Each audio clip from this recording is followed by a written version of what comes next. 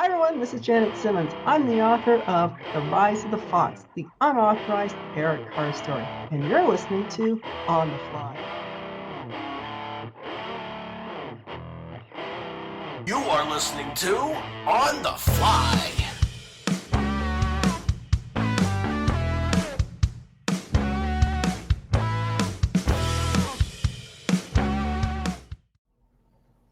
What's up, guys?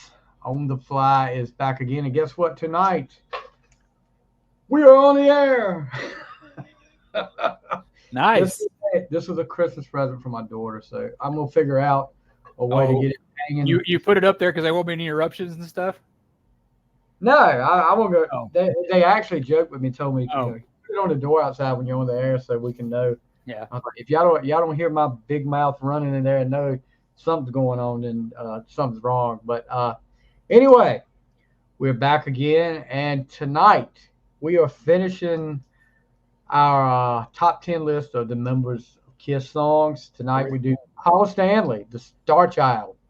And what we need to do after this is pick the best 4 songs from each member and we can make an album out of that one Kiss album. So we're going to have to debate that when we'll take each one's top 4 and put it against each other and see who makes the cut. Have 12 songs. We'll have a 12-song album. You know, I know back in the day, it was like 9 or 10 songs was the most, but we'll have a 12-song album.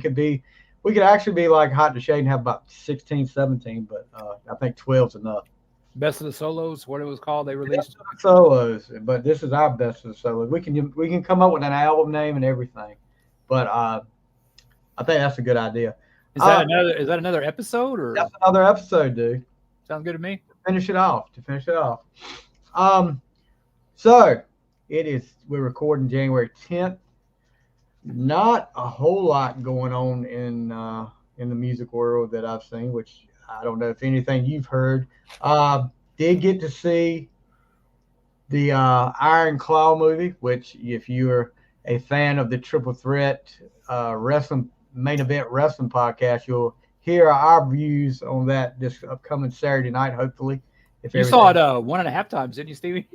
I did. I seen it, and I will probably watch it again. But yeah, we'll talk about that. So Saturday night, like Saturday night's main event, we'll be talking about that come Saturday night with our buddy from down under, Jack Pinocchio. He's actually going to see it on I think on Friday is when he goes to see it. What he told me. The 12th, right? Yeah, that's Friday. But let me see if I can pull up some headlines here. See if anything. Look, let me tell you this. I know something I wanted to talk about. The ridiculous crap that is Rolling Stone magazine. These people get stupider by the minute.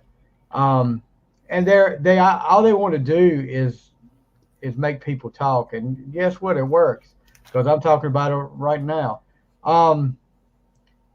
The top 10 worst songs of the 80s. And I mean, I wish I should have saved it so I could put the list up here. I'll have to find it and where I can post it.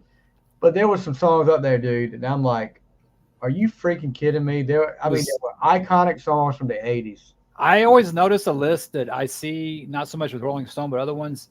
People always rag on "Party All the Time" by Eddie Murphy. That's a badass song, dude. It's not a bad song at all. They just it's not. Yeah, they rag on it because Eddie Murphy's singing it. If that had been, that is a Rick James song that he let Eddie Murphy sing because they wanted him to, do that.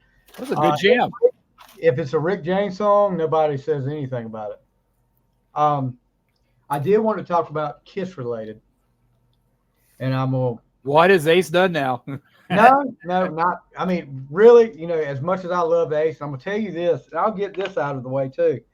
As much as I love Ace, Ace has gone down on my top. He's not on the top of the heap anymore as far as my favorite Kiss member. Really? Yes, he's gone down to number 3 as far as I'm concerned. Wow, really? Yes. He needs to shut his mouth. And wow, Stevie, that was your guy. I mean, I'm just tired of. I mean, dude, The guy needs to learn to shut his mouth. I don't know if he's got I've been understanding. I've took up for the guy, but I don't know if he's got something mentally going wrong, like senile or something like that. But he needs to just be quiet. You know, you're talking about Eddie Van Halen. Talking about that. Come on, dude. Really? It's just getting old, and I'm tired of it. I'm not gonna hate. I don't hate Ace by any means. You know, I'm still a big fan of Ace, and I still like him more than all the other, except for 2 members of Kiss. And but you know, enough's enough. We get it. We know you're out there. So hush. Well, didn't he like almost threaten like Gene and Paul with like, was that not his current girlfriend, but the other one like said that Gene propositioned her or something? Oh, Gene he was gonna threaten. He threatened them, and it's like, yeah, that was that. And then you see he dumped that Looney Tune really quick because she was bad news. Look, I listened to I go back and listen to a lot of the older episodes of podcasts, and it was a Kiss podcast, and I'm not going to say the name of it, but it was an older episode. Maybe it had to be 4 or 5 years ago, maybe. And they were talking about her, and one of the guys said, you know, I think she's really good for him. I think she's a good person. She's really good for him. And I was like, boy, if I could send that clip to that guy that said that and see his face now. Oh, right. Because when I heard it, I was like, really, really. But yeah, she's kind of. I remember I was on like I don't know maybe it could have been Loudcasters or something, but there was a point where I think Ace left her and she was trying to sue him or something. Oh, yeah. And I put on there, Ace is gone and he told you so. I mean, it was like, take a hint. You know, it's kind of like in Wayne's World. Remember when Laura Flynn Boyle came up to, just because we broke out doesn't mean we can't go out. Hello, that's what breaking up is. Well, that's. So I'm curious, Stevie. I want to know this list now. I mean, we'll save that for another episode. Wow. I mean, wow. I will tell you this. We're listening to one of our favorite podcasts, me and Warden's favorite podcast is Shout Out Loudcast. How we met. And this past week, they had Bruce Kulick on. They had an in-depth interview, probably one of the best interviews they've ever done. Tom and Zeus, hats off to you. Great episode. And it just confirmed what I thought, that, you know, Bruce was never invited and, you know, never even asked to come on stage or anything. I do disagree with the point that I think Ace ruined it for everybody else. You don't, you know, if Paul is that worried about it, Bruce Kulick has never done anything to make you think he's going to try to upstage you or do anything like that. Bruce Kulick was a big part of Kiss. I mean, and to not, that is a really crappy move not to even invite him. You invited freaking Chris Angel and you didn't invite Bruce Kulick. Come on, guy. That's common. I kind of lit it kind of differently. I think the reason why they didn't get up there and say goodbye to everybody like they did in the farewell tour, because I don't think to Gene and Paul, maybe more Paul, I don't think they think this is the end of the band. Kiss is going on with the Avatars as much as we may hate it, but to them, this isn't the end of the band. So why say goodbye if the band's going to continue? Just something else to buy. They could have given a little bit because the technology is not there yet. That's why they're waiting 3 years before the next. Yeah, it'll be a while. I mean, you look at the Avatars, it's just not there yet. I mean, go away for a while, come back, but no, Kiss has always got to be there, and that they're not going away. They're just progressing, I guess, for lack of a better word. What you're saying, okay, but I see what you're saying, but why would you call it the end of the road tour and make it out like this is it? This is the pay-per-view. We're saying this is the last one. Because technically it's not end of the road if they're going to play festivals. You know, that's going to be on the road. Who knows if they're going to do that? The Avatars are supposed to be doing that. That's what I mean. Why call it the end of the road if they're going to be playing, these Avatars are going to be playing festivals, you know? You built it up all this time as this is the last concert, and you've played it out like that, and you can't. I mean, take a nod to the guys that got you there, the guys that held it together too, and it helped you hold it together while all this was going. You know, the '80s, Derek Carr's. I mean, gosh knows, dude. And I have to give a shout out to one of our big supporters of On The Flythe, Marty White. He always has something to comment on YouTube, and with the episode we did with Janet Simmons, the Rise of the Fox author, he made a comment that had some people going like, "Oh, wait, first you have to know Marty to know when he makes a comment, it's most of the time it's going to be sarcastic." And he said the comment that Paul made about Eric at the last concert was so touching, and he said, "Okay, now back to earth." You know, yeah, it was sarcasm. There was no comment about Eric, and that's just what I get. I mean, Paul checked out months ago, probably even years ago, when COVID hit and extended everything. Paul was ticked off. Paul was ready to get it. He was ready to get it over with, and you know, I just. It just kills me. I know we've harped on this before, but it just kills me that you could, hearing Bruce talk about it. And Bruce doesn't say anything bad about anybody. Nope. But it was hurtful. He was angry, and he was disappointed. I mean, and rightfully so. I think I think it's what's sad about, I don't think the fans got screwed. I think Bruce got screwed out of all of it, because the fans, you don't have to pay your money to do it, but you're sitting there as Bruce Kulick and you champion an era that a lot of us got into, and a lot of us love that era. Well, it was just like you came in it. You came in this in that era. Yeah, and then it's like. And it's like they neglect it now, and like, oh, that's not. No, it's not. It's still something to a lot of us. Of course, I'm told by the Ace cult, oh, that's not the real Kiss. I'm like, okay, whatever. Look, let me tell you this. I felt worse for Bruce than I did anybody else, because you look at Ace, you look at Peter, they've had their bridges. Vinny's Vinny, and the other two are gone. I mean, who's left that has been like the constant and has supported the band all these years? Yeah. Bruce. And what do I call him? The ambassador of Kiss. Always has been. And just like he said, I always will be the flag bearer especially for my era of Kiss. And if anybody should have been there, it should have been him. It should have been Bruce. Exactly. I mean, this guy has done. No, he hasn't said anything in the press like some other people have. I mean, like Peter, and Bruce said he talked to Peter. He texted Peter about that comment he made, how classy that was. And I mean, come on, dude. If you're going to be, if this is just going to be the Paul Stanley Friends show, advertise that to start with. I mean, Chris Angel. No doubt about Desmond Child was okay there, but Gene doesn't like Desmond Child. I mean, that's Paul Stanley there. Everything, and then you got your son his band opening the show. Okay.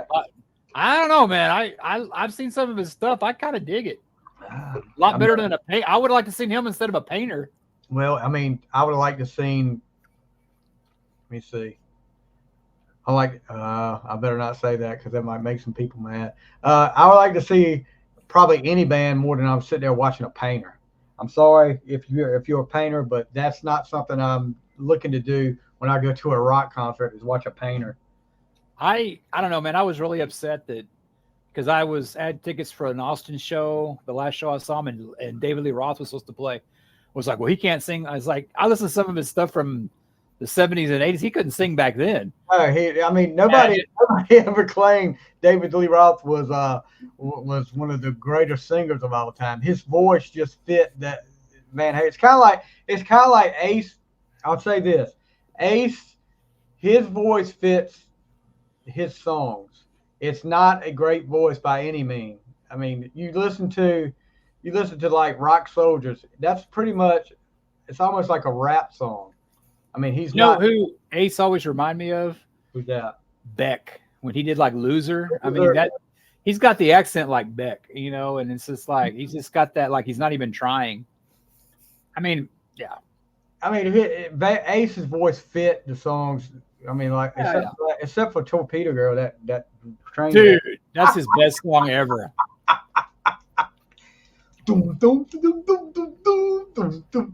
Did you see I think Bruce did his "I Walk Alone." I think that's a good song. I'm not big on Carnival of Souls, but that's not a bad song. I do like "I Walk Alone." A lot of people don't like that, but I do like "I Walk Alone." It's different. I mean, Bruce finally gets his chance. But I'm kind of sad though, because I knew the Grand Funk Railroad, they've been playing. I dig Grand Funk Railroad. I like some of their stuff. I would go if they would have played here. I would have went and saw them, but they haven't played here, so they can't do that no more. And he made that clear that he was not leaving because any bad feelings. It was just to concentrate on his legacy, and who knows what else might happen. I mean, he pretty much he didn't say no to the Gene Simmons thing, but he did say he hadn't been contacted. So I don't know. I think if he was going to do something like that, I think with all these interviews he's doing, he would announce something already. Well, it may still be in the works. So that's true. We'll hold out hope that maybe Gene may not really have an option, because I mean, Shannon may want him home. I mean, who knows? Well, I mean, I'm saying and that may be another thing too. Gene may not be ready to go back out yet, but I think he. Hope he's over that kidney stone he passed at the. On his schmeckle. Yeah, on his schmeckle. All right. I was looking a while ago, and I missed this. The Eagles bring out a special guest on stage. Who is this? Glenn Fry hologram. Oh, good Lord. An avatar. A Glenn Fry avatar. Who is that? J.D. Southern. Okay, the unofficial member of the Eagles who wrote all those songs. So I thought it was going to be some fun. But, of course, the Eagles are one of our favorite bands. I don't know. To me, when the Eagles died, when Glenn Fry died, that's just my opinion. Well, I mean, that's a good point, but they're keeping on. Just like I know, but yeah. Well, okay, now hold on. It's just like the Kiss fans that say, "Well, I know." But I'm not. No, to me, I take that back. The Eagles they're still the Eagles, right? But to me, I have no desire to see them without Glenn Fry. How's that sound? That's what because you still got probably the most important member of the band ever. That's Don Henley, arguably. Oh yeah. And I just say that because he's from Texas. Oh, good Lord. We're in the Texas stuff again. Yes, sir. All right. So we've started, this was a while back. I think we actually did the first top 10 list with Ace. And then we went to Torpedo Girl. And then we went to Gene and then Peter. Now we finish up with the Starchild. Of course, you see Warden, you're looking for someone, but it's not Kiss. Famous line from the Phantom of the Park movie. So our top 10 favorite. We have to, every time we have to make sure you guys know that. Our favorite. This isn't a Rolling Stone list that, this is our favorite list. So I'm going to go first. You go first, Stevie. Your show. I got a tie at number 10. Oh my God. How dare you? And you guys know, I'm a sucker for a ballad. And he's a sucker, period. Yeah, really. Some people would say that. So I'm going to start off with the ballad. And this is one that doesn't get enough attention and probably should have been a single off that album. They keep me away from you. Oh, good Lord. Don't go there. No, actually, Hold Me, Touch Me from the solo album. No, that's better than that one. It is better than that one, but still, it's awful. But no, not bad. From they just took the makeup off, and that was fitting right up Paul's alley, and they do A Million to One, which was probably, well, not the first Kiss ballad, because I think I Still Love You was that. But yeah, 1,000,000 to 1 off Lick It Up. I mean, this should have been a single off there. I know they wanted to go heavy, but I mean that mid '80s when Lick It Up comes out, you're on the verge of Home Sweet Home coming out. They should have put this out as a single. I think it would have been a big hit. It is a big hit to me and to a lot of Kiss fans. I just think this would have been huge for them. But 1,000,000 to 1, and then keeping it with the ballad thing off Creatures. We just talked about it. Probably one of the best. Keep me coming. Yes. Probably one of the best vocal performances you'll ever hear Paul Stanley do was on a Live 3 and on Unplugged. I Still Love You. I mean, I know this was. Oh, thank you, Stevie. Yeah. A lot of people say this was probably written about Donna Dixon. I think both of them were. It may have been, but the Donna Dixon saga. She was hot. Yeah. Go to Dan Aykroyd over Paul. God, can you imagine yourself as talk about a shot to the confidence?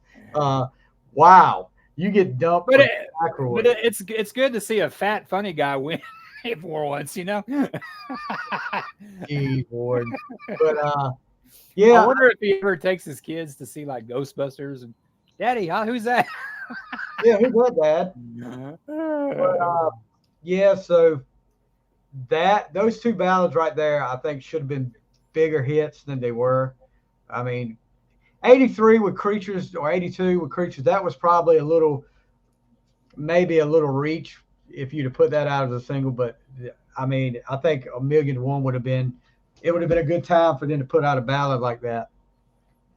Paul always wanted to find his second Forever. Well, Forever could have been his second 1,000,000 to 1 if he'd have put it out. Yeah, good point. Well, all right. I have a first in the, at least my first in the On the Fly history. Oh, God. I have a 3-way tie. Who is it down for a 3-way? Don't ever talk about me again. Yeah. Well, I could have put this in. Okay, listen to my madness here. 2 of the songs are sister songs. I think that I don't know what to say, like a sequel to it, but they're a lot alike. And the third one is 1,000,000 to 1. 1983, Paul Stanley. I mean, I remember reading something on there saying, you know, when Kiss took the makeup off, God, that's why they took it off. They weren't talking about Paul. Paul was what you call a handsome man back then. Oh, yeah. You know, Gene was Gene. But my first, the other 2, it's another song off this one. It's pretty much probably one of the fastest songs on here. It's Love Is Sweet, So Insane. Give Me More. I love this song. And it's tied with Take Me. Because to me, these 2 songs, you know, a few albums before are sister songs because they're about one thing, and that's getting it on. Yeah. Give Me More and Take Me. I consider them, and I consider these, especially like Take Me, I think it's kind of the beginning of hair metal cock rock, I guess. Yeah. Like it's fast. It's got the, you know, it's not saying the F word, you know, Kiss is like Aerosmith in a lot of ways. They can like double entendre. Is that a word? Is that what they say? They're not just saying the F word. They're actually, you know, like Aerosmith does it too. And it's just a lot more clever than just using the F word. But give me more and Take Me. You know, that's when you want the girl and you get her, but when she dumps your ass, that's when you sing 1,000,000 to 1. So they all 3 go together, I guess. Yeah, I mean, Kiss lived off that double entendre back in the 70s. So, yeah that's pretty obvious there. 3-way tie. Don't ever talk about me again. And it may not be the last one, Stevie. I'm sure. This one was tough. You know, Paul Stanley. He's the star of Kiss, no pun intended. He was always a spokesperson, but I didn't realize how many freaking songs this guy sang. I mean, I knew it was 40, but how many songs this guy sang? It's hard to leave some of these off, but you know, you had to. It's like Gene's. It's like he said on that documentary that Gene's the face of Kiss. He's the voice. He definitely is the voice. Yeah. So number 9. Or you could come up with three-way ties like some of us do, you know. Sorry. Number 9 for me. And actually, I'm going to have another tie. Hey, it's all good. I couldn't leave this up. And this song, I remember during the reunion tour, hearing it live, and it kind of like, because it wasn't really, I mean, I was a fan of the song, but it made me a bigger fan of it hearing the live version when they add the little instrumental thing at the end. But the drum beat starts, you know, Peter with the drum beat off of it. It's one of those iconic drum beats, and then Paul chimes in, and no music at all, just Paul singing. You really like Do You Love Me? It's got, yeah. And then, you know, Paul gets, I remember as a kid hearing that bridge and thinking that was so cool because it sounded different when he's at your backstage pass and black sunglasses make you look just like a queen. When that sounded so cool. But then, like I said, with the reunion tour, I remember getting a bootleg VHS of Madison Square Garden. That was the first reunion tour show I saw full. And when Paul and Ace at the end of it start playing together, they do that thing at the end, I was like, that is so freaking cool. But Do You Love Me? And then this may have a little fatigue, or it would have been higher, but it's still a kick-ass song. And I mean, the live or the studio version, Detroit Rock City.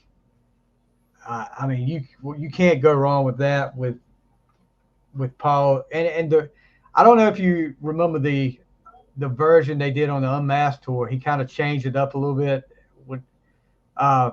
Didn't go low. He went kind of high on some of the stuff. There was a different pitch to it. But yeah, Detroit Rock City and Do You Love Me are my number 9s. Do You Love Me did not make my list. The other one we may talk about later. I don't know. I remember Do You Love Me. I remember when I first when I was getting into Kiss, of course, I got into Asylum and I went back and got Dressed to Kill. I think the first album that I really became a super fan was Destroyer. Yeah. With the Detroit Rock City intro, and then, you know, it goes on. That, you know, when you're backstage pass and dark, even the fans, they know your face from all the magazines. Yeah. It's like to this like 16-year-old kid thinking, God, it must be great to be a rock star back there, or being a rock star, period. And just he's telling the story about it. I love the intro, the Peter's drums and stuff like that. But I think with that one, it was fatigue, I guess. It's getting a little bit, because it probably is. Destroyer was the first T-shirt I ever bought. I mean, I didn't go out and buy an Asylum shirt. I went and bought a Destroyer shirt out of Metal Edge, and I think as time goes by, I like this album. I like that. I think Destroyer is my all-time favorite album by Kiss, because there's just, I mean, most of the stuff they do live, it's just from beginning kick-ass, and the Resurrection, the one that came out in 2012. I can't believe it's been that long. I mean, that's just kick-ass. So that didn't make but that's just a great song. I mean, I remember I had like a magazine of like when the Kiss magazine used to come out, and it was Destroyer, and it was just like, and I'm thinking of Paul singing that song. It's because I knew Gene, but I was learning about Paul. Who's this other guy singing? I thought Gene was a singer, you know. And you remember the version they did? It's probably back during.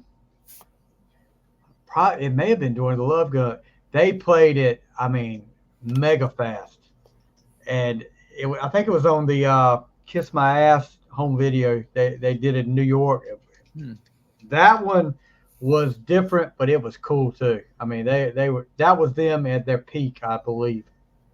And even the unplugged version is pretty cool. You know, I mean, that's back when I think that's when Paul. I mean, I think he hit his peak.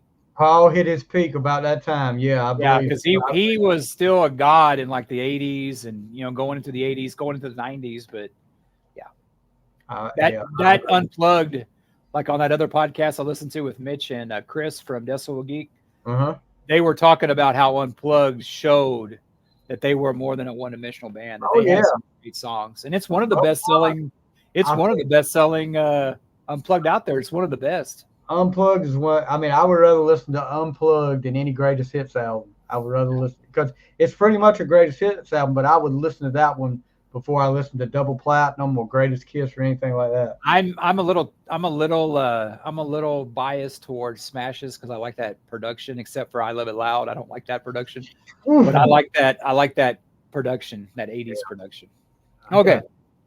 Speaking of 80s, my number 9 is another 3-way tie. Good God. Why don't we just name every concert? Yeah. Hey, man, you rubbed off on me, bro. So I learned it from what remember that commercial in the 80s? Where'd you learn to do this? I learned it from watching you, all right? These 3 songs, I think I put them together because I think it's stupid to say, and oh yeah, that's nonsense. But back around when I was a teenager, I didn't get along with my dad, and we had a lot of, growing up being an ain't.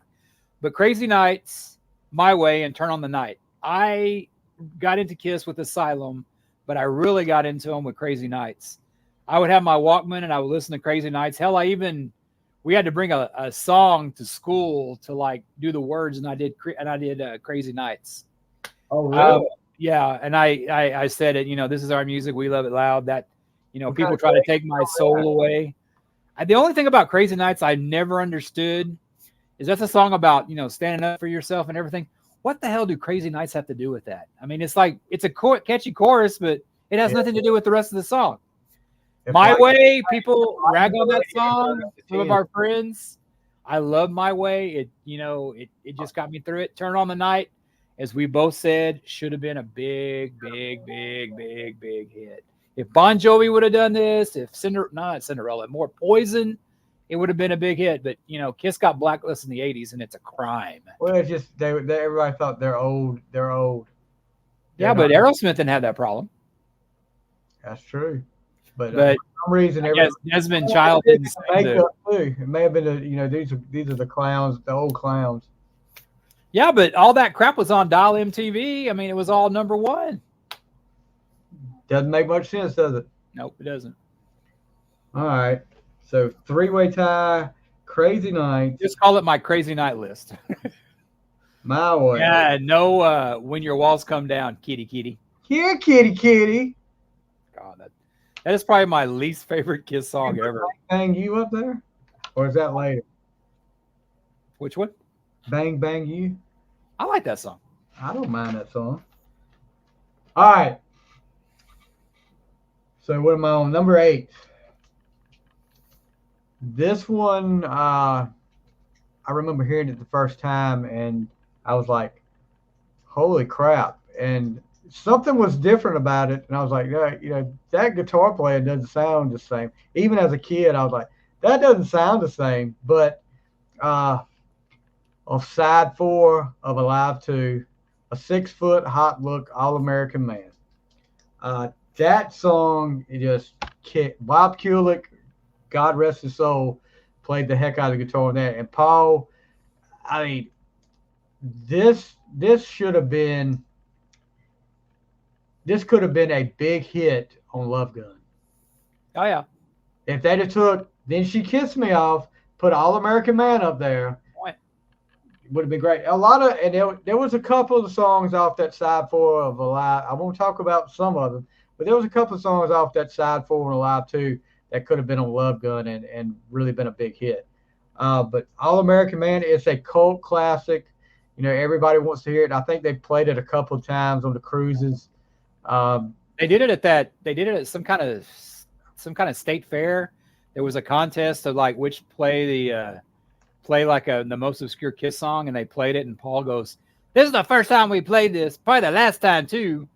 And they probably did it on cruises. They did it on a tour too. So I don't know why he hates that song. It's a great song. That's what I can't figure out. What is the deal with that? Why he hates that? It's like the shit he does with Asylum and Animalize. Why does he hate that stuff?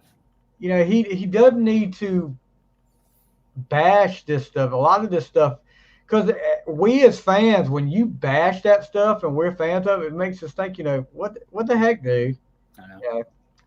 Anyway. I agree. Yeah, All American Man, and that's that could have. And look, let me tell you, with this list, any of these songs could interchange up here. You may hear from that one a little later, Stevie. Okay, I got you. Okay. The next All one. right, the next three-way tie. No, next one's actually 1. Number 8's a 1. And speaking of Bob Kulick, there's rumors that he played on this and not Vinny. But a song that I still think stands up to like 80s, early 80s rock from 83, 82, 80. Was it, when did Creatures come out? 80. 82 or 83. Was it 81, 82? 83? It was 82, I think. But let me Yeah, look. 82. It stands up there, and it could have been a song. It was a throwaway. It's probably another song Paul doesn't like, and that's called Danger. I read somewhere just a real fast, kick-ass song that maybe if they would have done this a couple years earlier and not the debacle that was the Elder, maybe they would have kept some of those fans, had that little bit of toughness back on there. But I've heard Bob Kulick played on this and not Vinny. I don't know if that's true or not. We know it was an ace.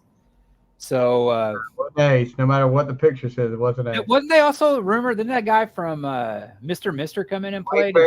Ferris, Steve Ferris? Maybe he did. I don't know what they did because they don't really know. But Bob Kulick was one, and it does sound something like you'd hear on All American Man or something. I can see that. That Danger could have been a big hit on MTV if MTV didn't have such a bias against Kiss. But I think it should have been a single, and I think it before I Love It Loud. That I Love It Loud's so iconic, but I think this should have come out first. My opinion. So Danger, and first time we don't have a three-way tie. Yep. Don't get used to it though. I'm sure. All right. So what are we on now? Number 7 for me. And this one, it probably I could have went higher with this, but higher and higher and higher. It's not Flaming Youth. This is another cult classic that a lot of people want to see played live, and I think maybe once or twice it may have been played live, but one of the most popular deep cuts out there off Rock and Roll Over, Mr. Speed. I remember as a kid being scared of that song. I'm like 6 years old. I'm not scared of God of Thunder, but for some reason Mr. Speed gives me. Were you picturing Paul in Rod Stewart pants? Oh, that never mind. When he gets to the guitar solo, he says, "Look out!" When they did that, I was like, "What is this going to say?" But Mr. Speed is such a kick-ass song, and another song that they kind of downplay too. Like I don't understand, and that's going to be. Well, maybe not after this one. That would be with all of these. Most of these songs that I've said so far, they've been downplayed. These are deep cuts, except for like "Do You Love Me" in Detroit Rock City. Yeah, Mr. Speed. He's just freaking awesome in that. I mean, just as much as I hate Paul's attitude now, I mean, this guy made Kiss. Oh yeah, no doubt about it. And he held Kiss together, but it is what it is, dude. Mr. Speed is my number 7. I'm gonna tell you something, Stevie. Right now, I am not a fan of Mr. Speed. It's weird. I don't know. It's too slow. It's off Rock and Roll Over. I wish it was more in the vein of a little bit faster, kind of like Take Me. Oh yeah. Because when he says "ow," it's like a half-ass "ow." It's just not one of. I mean, I don't hate it, but it's too slow for me. And it's a great song, otherwise. But if it was just speed up a little bit better, if Mr. Speed had more speed, I guess. It's not one of my favorite Paul songs. I don't think it sucks. Right. I don't skip it, but it's not one of my favorites, and it wouldn't make my list. But that it's not fast enough, I guess, for me. I mean, because the whole, except for like I guess. Well, I Want You kind of goes out there, but that whole album is kind of fast. Love 'Em, Leave 'Em, all that Dr. Love. I Want You's got that intro that's kind of slow, but then they speed it up really quick. Yep. All right. What's your number 7? Number 7's a tie, just a two-way tie. Two-way tie. We're gonna have 30 songs in your list. Yeah, it's my list, dude. Well, I will call this the Alive set. because there's 2 songs off Alive that are probably 2 of my favorite Paul songs, and I couldn't leave one without the other. Because like the album, the Alive 1 track is better, and that is Firehouse and Come On and Love Me. Firehouse reminds me of kind of a granddaddy of Heaven's on Fire a little bit. It's got that kind of that building guitar. Right. And then Come On and Love Me is just a kick-ass jam. It's just, Chester Hipson told me that she let me. I mean, dude, what? How do you have to explain that? But this is Paul. It's not his peak.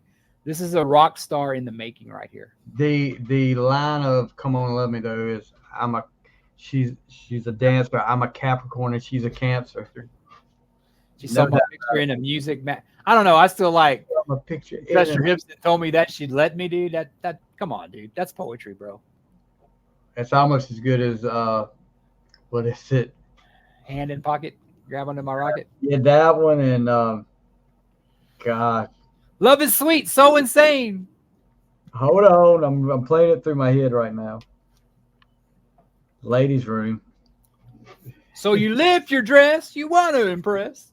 I gotta, and then oh yeah, stiff proposition. I got a stiff proposition. Yeah, I mean, yeah, that's freaking magic there. That's lyrical magic. And this is a band that was targeted towards kids. No wonder we're so messed up. They weren't at first though, because I mean, you see kids walking around going, "Put your hand in my pocket, grab hold to my rocket." So I mean, and it's funny too. Is like you listen to Plaster Caster and you're like, God, what's that about, mommy? Yeah, but it's kind of funny though. Like after the solo albums, they didn't do that again. They didn't start doing that till like the 80s. They knew it was more about they were cartoon characters then, and they knew we can't do that. The kids, the parents won't let the kids listen to that. So that was. Then we go from that after the cartoon characters say we let me put my log in your fireplace, or let me be your king bee. I want your hornet's nest. Well, also Give Me More was on there too, and Lick It Up, and then Keep Me Coming. I mean, what's that about? Oh, I mean, double entendre again. I know. I always thought that was as close as maybe next to Trial by Fire. Not Trial by Fire. What's the other one? Secretly Cruel? No, not the one after that. Before All Night. The one they say rips off of Zeppelin. Radar for Love. Yeah, Radar for Love. I think Keep Me Coming is a rip off of Zeppelin too. I mean, I just kind of like Dire Maker or whatever they call it. Right. All right. Number 6 for me. Let me just say, any of these songs could flip flop here. I mean, this was just pretty much, I found my favorites and I put them in. I could change by the week on this. This song is probably my favorite off the Unplugged album. And I guess they got the picture that everybody kind of liked this song after that. So they started playing it more on tour. But off Dynasty, Sure Knows Something. I mean, what can you say about that? The best, Screw I Was Made for Loving You. Should have been a bigger hit. Sure Knows Something is the best song off Dynasty. I mean, what else? I don't know about Tell me another one. Magic Touch. Still, I like Sure Knows Something better than Magic Touch. That's a good song, though. Don't get me wrong. That's a good song. Neither one of those two made my list. You're sitting there talking about, but yeah, Sure Knows Something. Yeah, I think you're right. You're right. And it should have been a bigger hit. I mean, the video is freaking awesome with the heads coming at the screen, and then Peter's coked out so bad he's up there like, well, hell, Ace is too, dude. Oh God, I mean that's a given back then, but I mean Peter is just like spaced out. And looking back there at him playing the drums for the video and knowing, I mean, he's got to kind of know this is about to be it for me. I mean, and there's some times you look back there and he's got a terrible. It's too bad because to me, I think his best song came off that album. At least one of his best songs. We talked about that last time. Yeah, we did talk about that in the last episode. If you want to catch that, check out the YouTube page or check out us on any of your podcast providers, and you'll hear all about that. But yeah, Sure Know Something should have been a bigger hit. They played it on Unplugged. Then of course, when they went to Australia for the symphony, they did it there. That's a good version of it too. But yeah, Sure Know Something is my number 6. You know, it's funny that lineup with Tommy and Peter. I thought that was a great lineup when they did that. I saw that lineup with Aerosmith, and that was one of the best Kiss shows I've seen. It was great. We know the reason why they did it. I mean, Aerosmith.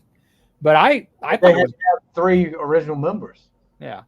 Well, if they would have, not gotten Eric back and kept Peter for a while, I would have liked that. I thought that they were great. That wouldn't matter. It wouldn't because people will say, "Well, Peter Criss wasn't good on that tour." The show I saw was great. He was great in Unplugged 4 or Kiss Alive 4. So that was a symphony, yeah. Yeah. All right. I got good news and I got bad news, Stevie. Here's another freaking. Okay. There's one more 3-way tie, but it's the last one. Oh, gosh. Yes. So I call this my Alive 2 set. It's got All American Man, which you talked about earlier, which is a precursor to like hair bands, I think. And that's probably why Paul hates it. Because he probably all like the guys from Danger and Poison came, "Hey man, I like that song, All American Man, man. It made me write, I Still Think About You," or whoever wrote that song. All American Man. And I love the Alive 2 version of Love Gun. All right, Love Gun. And it only, to me, rivals the Love Gun version that's on Smashes when Paul, at the end, Love Gun, and they bring in more of the Ace solo. But the middle in that one, it's a song that gets a lot. Speaking about creating hair bands, Making Love. I mean, God, people like, that's just not a good song. No, that's a badass song. Making Love was great. I like the Live version, Live 2 version. I like the what was it on? Rock and Roll Over version. I mean, Making Love. So I could consider that my Alive 2. All American Man. I never thought about that, but it could have been on Love Gun. That would have been been a single. Exactly. I'm saying you take off. And you talk about a Paul Stanley theme song, Yeah, you take off Then She Kissed Me and put that up there. Perfect album. Or God forbid you go above 32 minutes. Oh yeah, I know. Back then that was a long album. Yep. All right. Number 5. And this is another one that should have been a bigger hit than it was. And is this the first one from no, we had A Million and One. This is a Give Me More. No, this is the second. No, it was on Look It Up. No, I'm talking about on my list. Oh, gotcha. I forgot you had Give Me More. So actually, the third non-makeup on our list. The video. I remember the video coming out, and I was like, "Oh wow, they're actually going to do the Kiss is doing a story to a video." And I mean, as bad as I know they were doing a public service announcement against gang violence or whatever, guns or whatever, but Hide Your Heart. Remember hearing it when I got the Hot to Shade cassette for Christmas one year. And I remember hearing it, going through the whole thing, because back then when you got a cassette, you listened to the whole thing. I mean, because you didn't just skip around like you do on your phone today. But hearing Hide Your Heart and that chorus when they went na na na, hey, that was catchy. And then to see the video and put it together with Rosa and Tito, he was king of the street. Dude spit doing the. I mean, what kind of crap? Gene spits doing the video. But I guess that's a precursor to all the drooling he did later on on this End of the Road tour. But did you notice that? Oh my gosh! And I'm glad, because there was another podcast I was listening to that was talking about one of the concerts. Dude, he's like 75. Old men drool, dude. I know, but this was like, this was a podcast from a couple years back. They were talking about how bad he was drooling. He was in his 70s back then too. Let me tell you that it may have something to do with all that crap he puts in his mouth to blow fire and crap. Did you see that story that the burnt toast? Yeah. Yeah. That was funny. Yeah. But but Hide Your Heart. I mean, I could watch that video over and over again.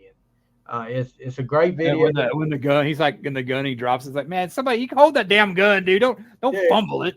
What was the guys in that? I mean, did they actually ever say Johnny better run because he doesn't know how to hold a gun. That girl had some badass hair. I remember thinking, man, she's got some that cool time, hair. Yeah, that's some great hair for that time. Yeah. But Rosa, but that was a great song, great story, great video. And it should have been bigger. And I mean, like we said, is MTV had something against Kiss. I don't know, but a lot of people covered it, and like Robin Beck did it. Molly hacked it.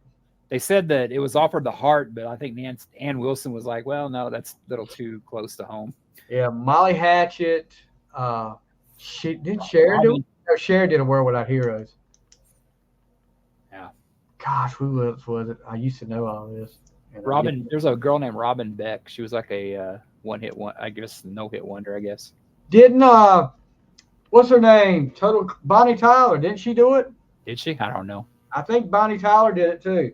Probably so. It's a good song. And your boy Ace.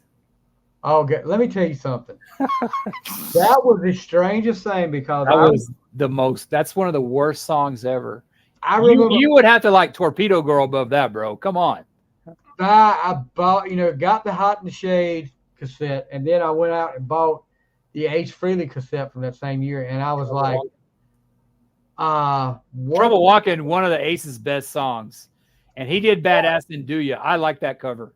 But this song was anybody that, Bonnie Tyler did Hide Your Heart. It's an actual official music video for her doing Hide Your Heart. But yeah, I didn't like Ace's version of this at all.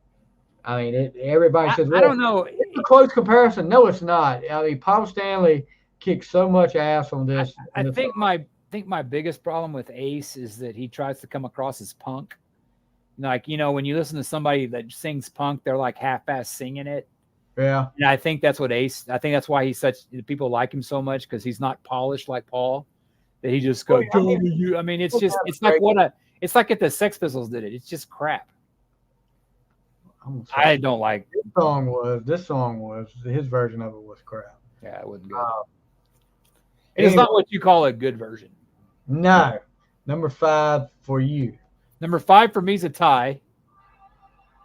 But this is a tie that you'll probably see why it's a tie. Because when I don't hear these two songs together, it drives me freaking nuts. And that's the one you mentioned before, Detroit Rock City, and then King of the Nighttime World. When I hear that car crash and I don't hear King of the Nighttime World coming on, it's like Bohemian Rhapsody, or not Bohemian Rhapsody. We Are the Champions. Yeah, and We Will Rock You. I mean, those need to be played together. These two need to be played together. So I love, like I said, Destroyer is probably my favorite Kiss album, I'll say. But if you haven't heard that 2012, the only thing they did is the Sweet Pain version with that extra solo that doesn't go with the song. That's not what you call that's another episode. But Detroit Rock City and King of the Nighttime World, dude. I mean, just hearing those two together, dude, it's just badass, man. And even when I hear Detroit Rock City live, I'm like, where is King of the Nighttime World? Damn it. So far, we're only halfway through our top 10 list, and Warden already has 15 songs. So why don't you just say, how many you have? Why don't you just message me and say, hey, you have 11. Go top 20. Hey, it's better to ask forgiveness and permission, dude. Whatever. But if it makes you feel better, I only have one more tie. The rest are my gosh. Okay. Yeah. Ward, my top 10. Plus on my honorable mentions, I have ties on that too. Jeez. Dude, it's Paul Stanley. Come on, dude. I know, but still, this is what makes the list. Trying to narrow it down. Anyway, I'm my giving you number reasons 4. why they're together. Thank I know, you. I got you. My number 4, and like I said, Sucker for a Ballad, and this one, another, probably the biggest ballad in the history of Kiss. Beth? No. Another one off Hot in the Shade that put Kiss back on the map, and MTV really couldn't ignore them after this, was Forever. Um, I've talked about this a million times. The Paul singing is great in the song, but everybody that watches this that's a Kiss fan, Eric Carr's drums in this make this song, and then Bruce's solo, Yes. and one of the best solos he ever. That one, and the Tears of Falling solo is probably, that would be in my top 5 Bruce solos right there. I'm not going to say which one would be top, but that would be in my top 5. But that song put Kiss back on the map. That song got them to tour because they weren't going to tour before that. They That had song made that Hot in the Shade tour. because I remember they had a tour scheduled and there wasn't much interest. That song came out, puts a couple good newer bands on there. Shit, that was a great tour. Yep, that's probably one of the best, if not the best, set list Kiss has ever done. So Michael Bolton saved Kiss. Yep, not Vinny, Michael Bolton. Hey, I heard about it. He had like some he kind of. had a brain tumor. He just had surgery to get for a brain tumor. I mean, I like Michael Bolton. I like his solo stuff. I like the stuff he did with Bruce. I mean, he is like one, like especially like crazy steel bars, like on his. A lot of his stuff is like borderline hair metal. I mean, yeah. That was probably, a lot of that stuff you hear like that could have been left over from that Blackjack era. Yeah. I mean, when Bob, was it just Bruce? Bob and Bruce played with Meatloaf. It was Bruce and Blackjack with his mustache. Can you imagine? I mean, I was thinking about this the other night when I was listening to the Bruce Kulick interview. Can you imagine if Bruce Kulick, if Bob would have got him the gig and not Ace? I mean, I don't think Kiss would be what they are now, but I just wish there was a way we could go back and like watch alternative history, I think Bruce fit in at the right time. And Gene and Paul weren't control freaks like they were when he joined. So, and there was a reason. I don't think Bruce would have liked wearing the makeup, and that was probably one of the reasons why he didn't want to. He didn't want to go be a dog. Be a dog. Be a dog. I guess I would be the dog. But I don't think Bruce would have fit well with the makeup thing, the whole cartoon character thing. But I may be wrong. I think Bruce is pretty easygoing. I don't know. I mean, it probably wouldn't have been Kiss without Ace. I get that. The original 4 were the perfect 4 for the makeup era. Yeah, you say that, but well, I mean, you never know. You never know different though. I mean, because we won't. That's why I like alternative stuff, history. I like to see. I mean, wouldn't you? Maybe we should do that.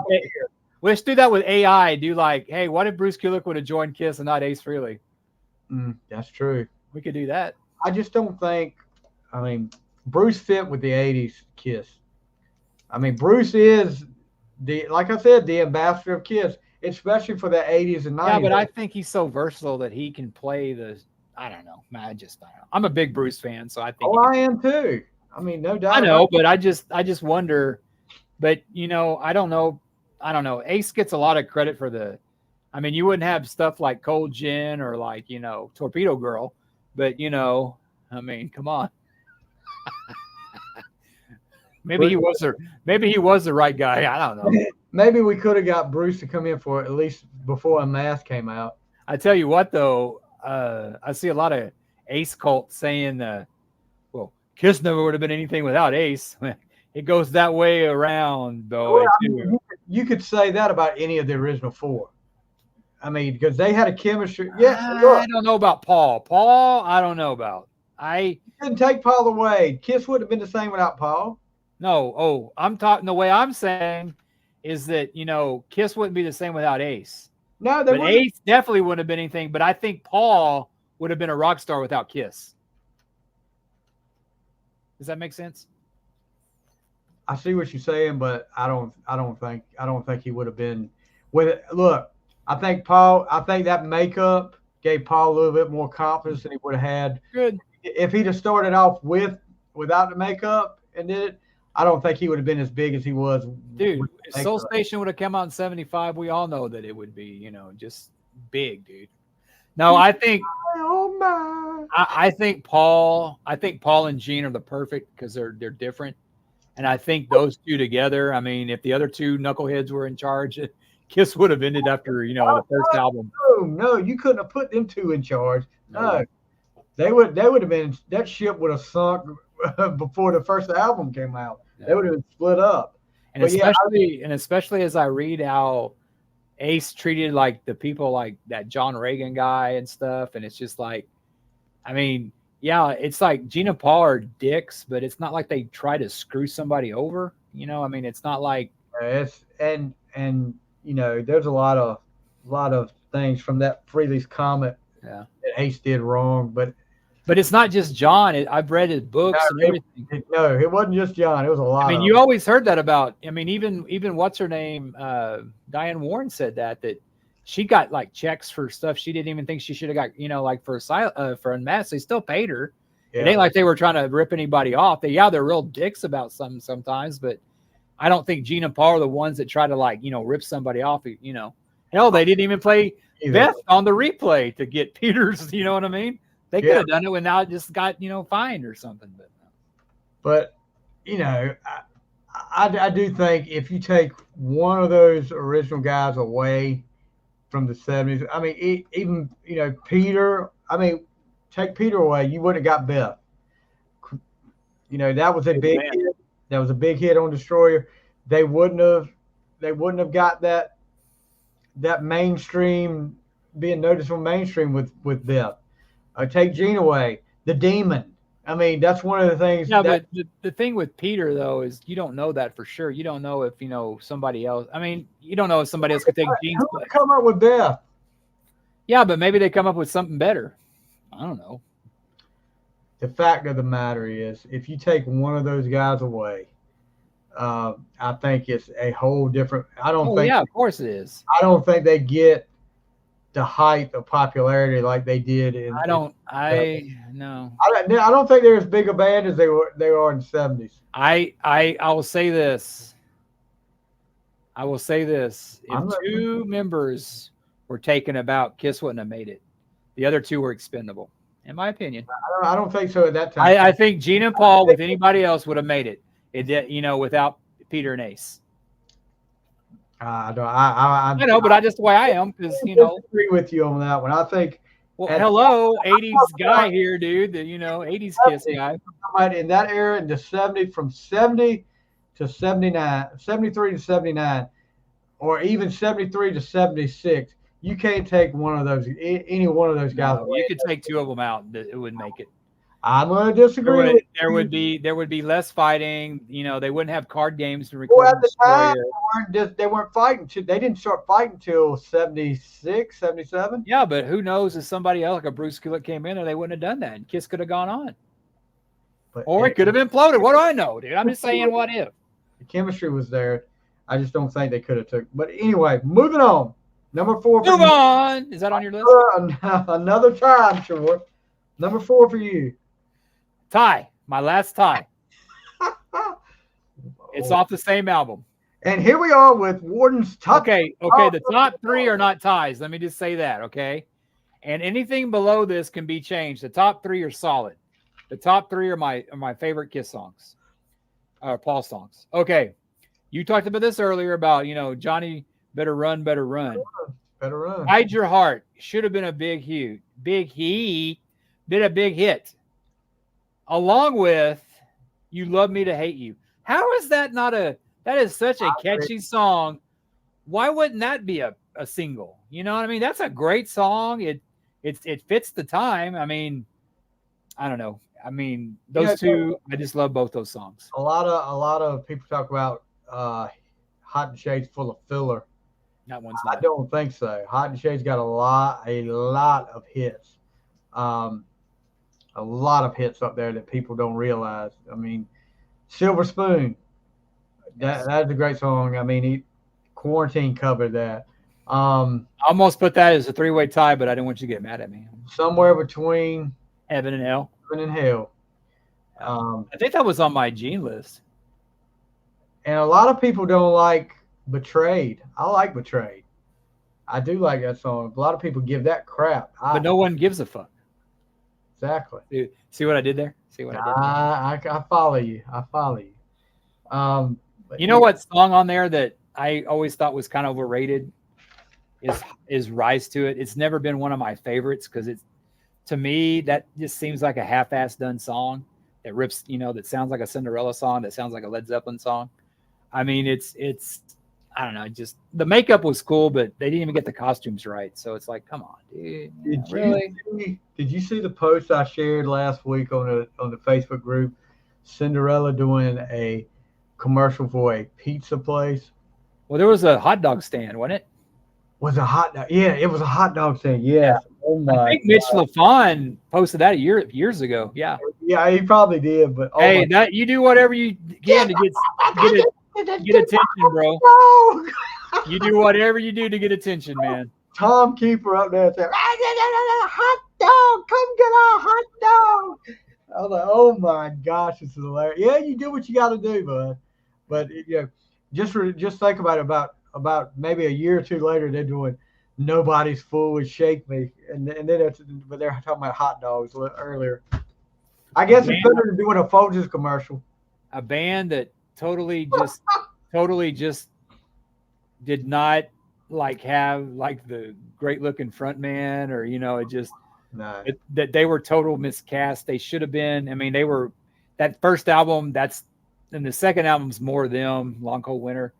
Bluesy. The third album, yeah, bluesy. They were like Tesla kind of, but without, Tesla didn't go glam though. Yeah, I agree with that.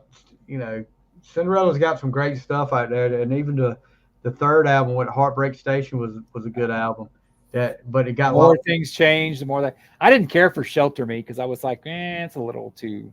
I didn't care for that. Was that the one on? What was the song on the Wayne's World show? Was that Shelter Me or? No, that was the More Things Change or Hot and Bothered. Hot and Bothered. That's right. That was Hot and Bothered. Yeah, that was a good one. But man, they had a tour with David Lee Roth opening, or David Lee Roth, or they opened for David Lee Roth. Man, that would have been a great tour. Yeah. Number 3. All right. What were you laughing at, dude? Did I say something funny? Laughing at you. What am I funny? Nothing. Don't worry about it. No, that would have been awesome, dude, seeing those two together. Is that the Skyscraper tour? Well, that would have probably been Eat 'Em and Smile, though. That was wasn't Poison tour? No, Poison wasn't headlining by then. Yeah, probably. With Skyscraper, I'm thinking, when did Cinderella come out? 86? Yeah, but 85, 86. Skyscraper. They would have probably blew him away. I remember my grandmother buying me the night songs, and she just looked at it. She goes, "Is what you want?" I go, "Yeah." What? And I think the next week she bought me "Stay Hungry." It's like, what the hell is this kid into? Yeah, there was a friend of mine. He was, he's probably going to hear this, and that's fine. His mom and dad, his dad was a preacher, and oh God, they gave it. He went and bought Long Cold Winter. Him and my brother went to the music store. He bought Long Cold Winter. They got it home. It's a great album. His mom read the lyrics and made him return it. For what song? I don't know. I can't remember. Why? There's something in there she didn't like. I was trying to figure it out. That album doesn't even have a sticker on it. No sticker. That was about as pop music as you get in the 80s. Yeah. Yeah. Wow. I'm trying to. I always tried to figure out what could have been offensive. I say that, but then again, the way I was raised, I mean, I don't know why I'm saying that. I mean, I that's how it was too. You couldn't listen to Rod Stewart. Yeah, I could. What are we talking about? I'm trying to figure out what song, because you think about the songs that are on there. Bad Seamstress Blues led it off with Falling Apart at the Seam. Yeah. Gypsy Road. Don't know what you got till it's gone. It couldn't have been that. The Last Mile. No. Second Wind. No. Long Cold Winter. Maybe they got offended by it if you don't like it. Maybe they didn't like it. That's why they sent it back. Yeah. Coming Home, which is a great song. Fire and Ice, Take Me Back. I don't see anything. You remember when that song by Bon Jovi, Living in Sin, was such a big deal? Like, oh my God, they're living, It couldn't get played on MTV except late at night. Papa Don't Preach. Come on. That was. Well, you remember the Motley Crue song, which that was kind of. You're All I Need? All I Need. That was at the time. Talking about a guy stabbing his wife or stabbing his girlfriend. It's funny about that song. They play that on pop radio. And I was like, have you people listened to the lyrics? They're only listening to the chorus. The blade of my knife faced away from your heart. You heard about that story, right? It tore and slashed you apart. I mean, and who was that guy that was in the video? He was the same guy that was in the Nothing But a Good Time video, washing the dishes, I think. Oh, yeah. The one that got arrested. The thing about what we're talking about. I don't know. About Motley Crue. I read a story one time. It was Nikki Sixx. I guess there was. Remember Jack Wagner had that song "All I Need." Yes. Well, I guess they were banging the same chick, which is kind of funny because she ended up with Heather Locklear years later, and I guess that he wrote that song as like a threat to Jack Wagner. Oh, really? Yep. There's some interview somewhere where he talks about that. I think it's on. I think it's on that Greatest Hits. I think they talk about that song. Yeah, he's saying that he did an FU to Jack Wagner. I like both those songs actually. I like that Jack Wagner song. It's Frisco on General Hospital, bro. That dude's a badass. Yeah. And on Merrill's Place. All right. Number 3 for me. And this is the lone song off his solo album.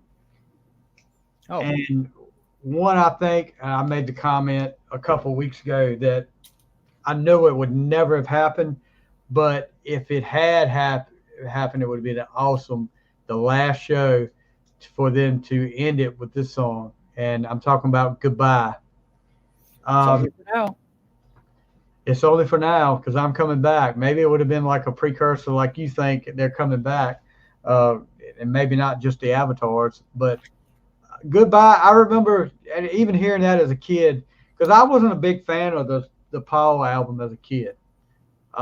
Blasphemy. Hold Me, Touch Me just gave me cringe, make me cringe. Did it bring back some kind of memory, Stevie, of somebody holding you and touching you? You know how much I love ballads, but that one was just too sugary there. For okay, you rag on that song. That's a pretty good guitar solo. I like that one by Paul. That's a good guitar solo. Yeah, but there's so many good. That's the worst song in the album. I agree. Goodbye. To me, I mean, the way that guitar plays in that too. I love the guitar on that. I don't know if it's Paul or whoever, but just the chorus, Goodbye, it's only for now because I'm coming back. I swear it somehow. And then, it kind of slows down and it will change pace a little bit, but I'm not a big fan of I'm on the run. Yeah, I don't get that. Yeah. The callback, just like you said, I'm not a big fan of that, but other than that, because it's like almost putting two songs together. It's like exactly, it's like a mashup of it. But this is a great song. Really became a big fan of it the older I got. But Goodbye is my number 3. I got a question. None of the Paul solo album made my list because I like his stuff with Kiss more. I love the Paul Stanley solo album, but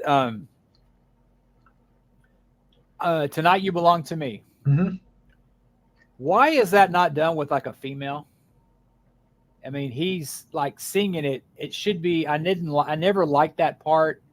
I always thought it would have been good to have a female for "We Fell in Love." As good as that is. I mean, I just always thought that would have been better with like a female lead at the time. You know what I mean? Maybe an Ann Wilson or something. If you could get Ann Wilson on there, I could see that. But I just never. I love the song that. When they do the intro to that song and he's singing and you're hearing the acoustic guitar And then when it stops and that electric guitar kicks in, that is kick ass. I don't care what you say. But it didn't make my list, so it's a great song. But it didn't make my list either, but it could very well have made it. Okay, my top three are my top three. 1 and 2 could be switched, but third is in place. Right. I saw this song. It was on Kiss Exposed. And I remember that Paul's hair was just so big that he was sitting there, and I don't know if it was in Houston or Detroit or something, but he was like, man, his hair was like huge. He had a big old fro. I love the live version of this, Strutter. I love this song. I wish they played it more. When it's live, it's like, I mean, it's just that heavy guitar, and especially like on the when Ace is going wild on that part where you got all those wires and those. I think it was it the Destroyer tour? I think it was the Destroyer tour. I don't know. Destroyer tour is when Paul had the leotard on. I guess was that the Destroyer? He didn't have the stripes. Maybe it was the Alive. Well, what's up? What that is? Isn't it what a wrestling leotard? That's what it looks like. So it was like Strutter. It's to me, Strutter and Deuce are sister songs. Yeah. And it's Strutter's the first song you hear on a Kiss album. It's the first song ever, really, technically. Yeah, that's true. Okay. Wow. The only song I think they also had one person jam. I think Joe Perry came out and jammed with them on the tour. They don't jam, so you know. All right. So we're up in my number 2. These are going to be a pretty good Paul Stanley song. I mean, not pretty good, but iconic Paul Stanley songs. I'll put it that way. Number 2 is really what he's known for, in especially, I guess, in this set list that's lasted for the last 20 years. But I'm talking about Love Gun. You talked about it earlier, and like you said, the Alive 2 version, when it kicks in, all right, Love Gun, when they played it like that. Of course, later on, that's his iconic song that he gets to do the flying across to the platform and all of that. So, I guess the live version would be better to me. Like you said, a live 2 version. Studio version's okay. It's still good, but let me ask you this. Do you notice when they do did you like it better live when they did the little pause after the intro and then the pyro hits? You know how they do the dun-dun-dun-dun-dun-dun-dun-dun-dun, then they stop for a minute. Boom! I like that one better. I like that version better live. I guess song always reminded me of that Whitesnake song. What was that? Down Slow and Easy. I mean, the same dream. It always kind of remind me of that. Yeah. I mean, I just love the Alive 2. All right, Love Gun. I mean, that's just awesome. Yeah, that was great. But Love Gun for me is my number 2. Love Gun, Stevie. What is that about? All righty. My pistol. that girl right there. That's right. It's my 6-inch pistol. That girl right there is gonna turn into 9. Did he say that really? Yes. On the reunion tour. That's bad. Okay, my number 2 is off Love Gun. For the longest time, it was probably my favorite Kiss song. I think it's the best. I think it's the best. To me, it's the best Kiss song they ever. This is like if I had to describe Kiss or tell somebody I didn't like Kiss, what is one song that you play for me that would tell me defines Kiss? And it's I Stole Your Love. I mean, I would show them the Houston 77 tour when they busted out with the pyro going off where Joe Osteen preaches today. The summit in Houston, a lot of fornicating and, sin went on in that church. So, it's funny when I went to go see Kiss and Def Leppard, I saw them in Houston back in 2015.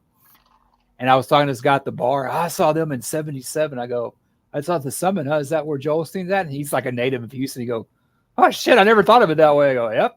But just iconic that, and it's on Exposed too,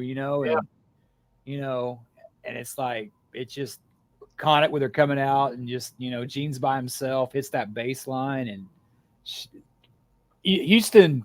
is one of the best like Kiss boots out there. I mean, why it's got official release, I don't know. I mean, that's one of the best. If you listen really close on the Houston thing, and I heard it, that was another bootleg tape I got back in the day. But if you listen real close in between songs, I don't know if you've ever noticed or not, and I can't remember. I want to say it's after they do Ladies Room. You hear Peter bitching like crazy. I mean, Peter Criss. He's talking about said the spotlight can suck a cock or something like that, did it? And then Ace said, you hear Ace say something to him. He tells him to shut the F up, Ace. You can hear, and then you hear Paul say, and I thought maybe at the time Paul was talking to them, but Paul says it a lot in different tours. If everybody will loosen up. But Paul says if everybody will loosen up, and he kind of looked like this when he said it. That's funny coming from him. Yeah, exactly. Well, back in the day, Paul was, that was different Paul back then. But yeah, you listen real close. And I can't remember if it's night 2 or night 1, but you put your headphones on and turn it up a little bit and listen between songs. And this is off Houston. Yes. And I mean, it's more, he says more, but that was the one I noticed the most was him. He is talking trash. Hey, let me ask you a question. Speaking of like off mic stuff, when Peter Criss is doing his drum solo on God of Thunder and Alive 2, yeah, what is he shouting there? You've heard that too, right? I had it on. Look, at work when I've got I listen to podcasts most of the time, but when I've got my saw going, I can't really hear the podcast that great, so I'll turn music on. And God of Thunder came on, and I was wondering it was right before Christmas. I heard it, and I was like, I wonder what he's saying. It's right before Paul go, Peter Criss on the drum. Yeah. Yes. It's Peter, though. It's Peter, yeah. It is Peter, yeah. Definitely. But that'll be something for some of the people out there listening. Y'all can do your research and find out what he's saying. Like the kids in the God of Thunder song, what are they? I actually found out what they're saying. Start playing now, right? Or something like that. I actually found out. I got it on my phone somewhere. They wrote out what the kids are actually saying. One of them says King Kong one time.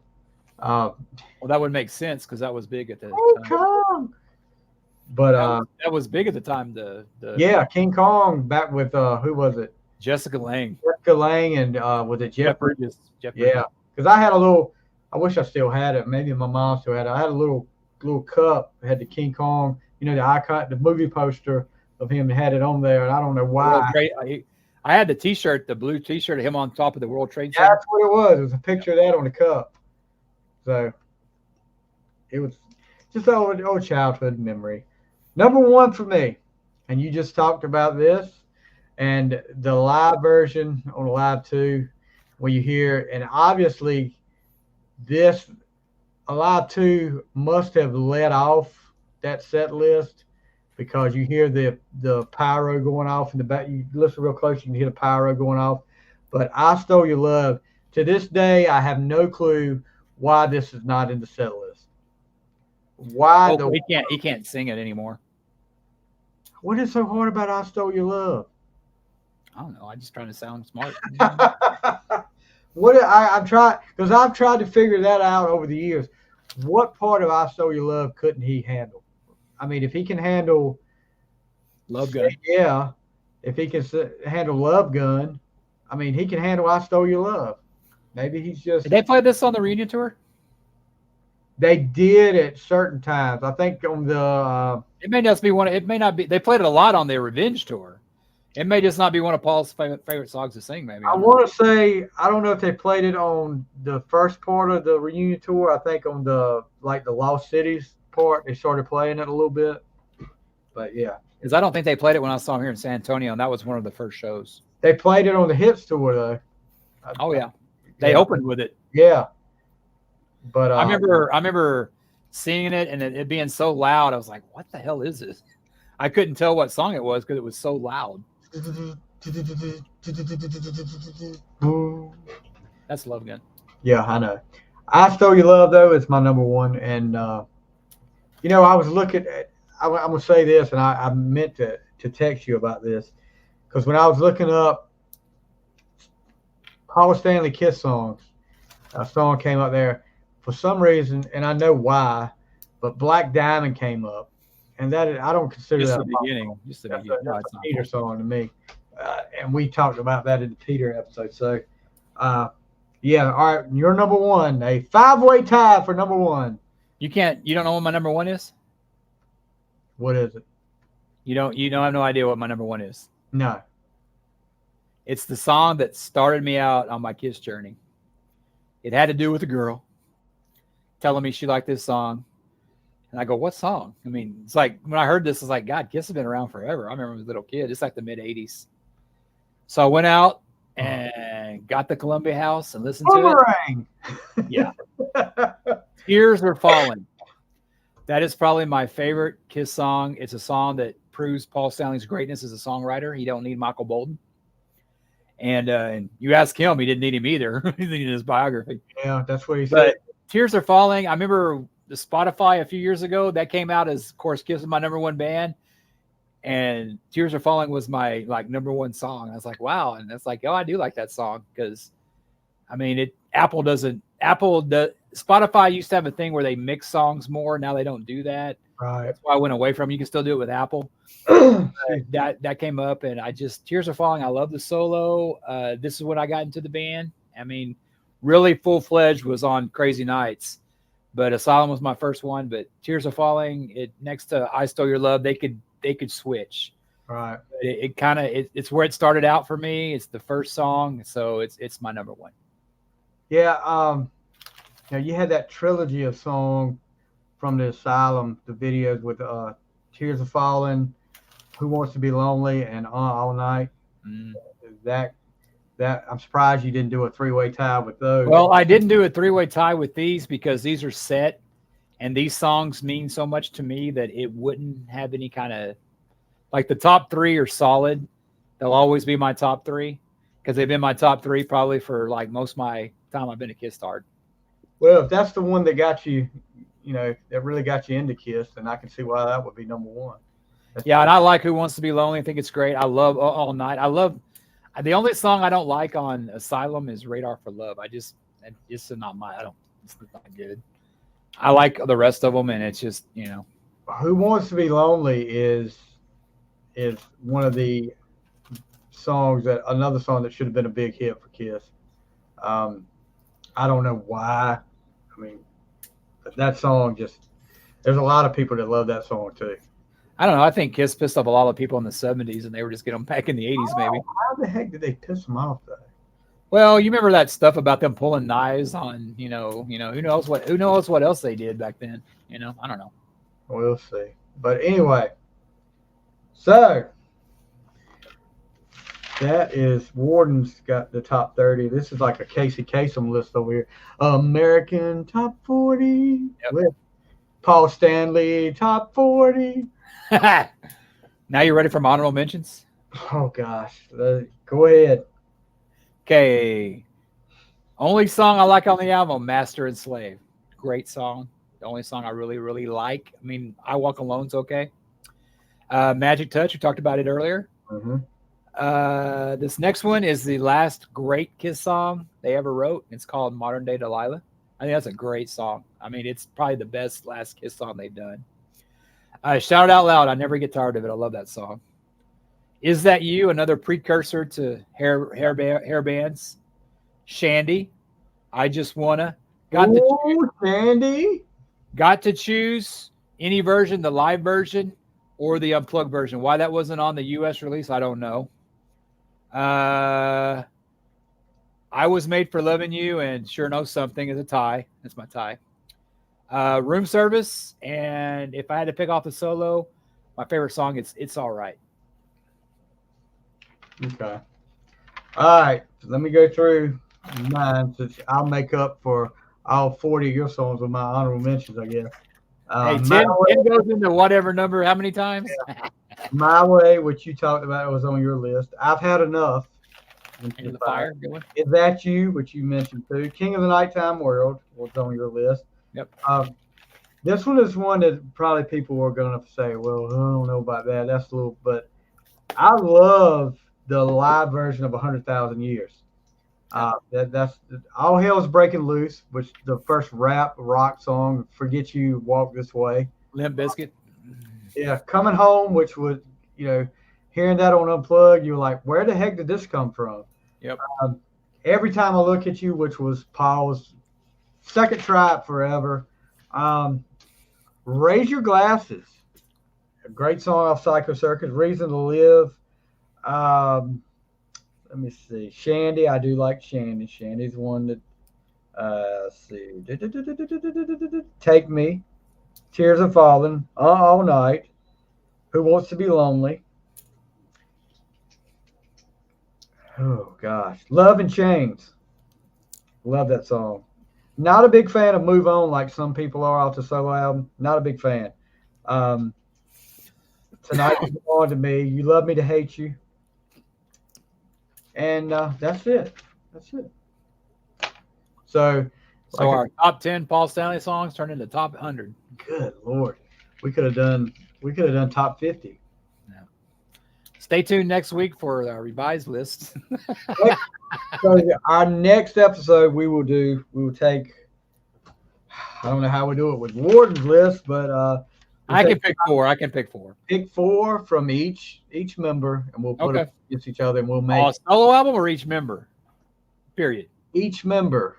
Period. Your top four that we did off the list from each one. You got to pick 4 songs from each of them, and then we'll try to narrow it down. We'll try to narrow it down. We're not good at narrowing it down, but to a 12-song album. I can do it. Come up with a name for it. Each one of us will have what was that one they were going to come out? What was it called? Who Dares Wins or whatever. Yeah, that was Crazy Nights. I remember reading that in Hit Parader, because they were like, the next album, they did a big story on it, and it said the next Kiss album, Who Dares Wins, and I was like, Who Dares Wins? But we'll just call it Destroyer 2. Yeah, it's the best thing since Destroyer. That was every album that came out in the 80s and after. The best one since Destroyer, and none of them were. Revenge, maybe. No, Revenge was as good as Destroyer. Revenge wasn't as good as Destroyer, but it was good. Okay, Revenge or Creatures of the Night? Whew. Gotta go Creatures. Same. Yeah, gotta go Creatures. I was to say, if you picked Revenge, let's do an album wars. No, I gotta go Creatures on that. It's just. There's not a bad song on Creatures. Most of them will return of Kiss, of Rockin' Kiss, but the Eric Carr drums. I know everybody's like, well, the drums, that blah, but still, I've got more favorite songs on Creatures than I do on Revenge. Creatures or Destroyer? Destroyer. Same. Yeah, I had to go Destroyer. I'm not gonna lie. King Kong or Godzilla?